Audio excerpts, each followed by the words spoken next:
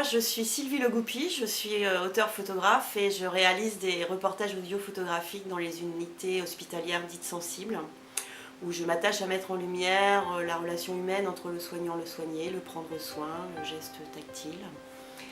Et comme chaque matin, comme j'écoute France Inter les matinales, un jour je tombe sur une interview d'un représentant d'une ONG qui s'appelle UOSSM, qui est une ONG internationale et française et qui a été créée par des médecins syriens.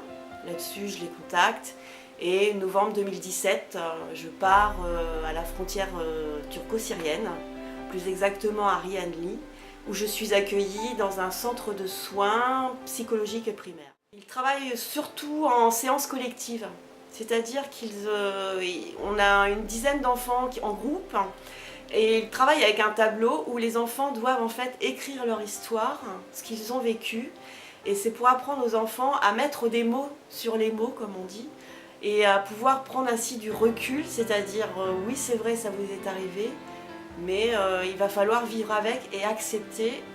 En fait, ils essayent d'emmener les enfants dans une espèce de résilience. Et bien moi, ce dont je me souviens le plus, c'est l'engagement des soignants. Parce que moi, j'y ai vu des soignants qui eux-mêmes avaient souffert de la guerre. Certains avaient été obligés de fuir, laissant tout, ayant perdu tout. Même certains avaient été blessés dans leur chair. Et ils s'accrochaient à l'espoir de cette génération future.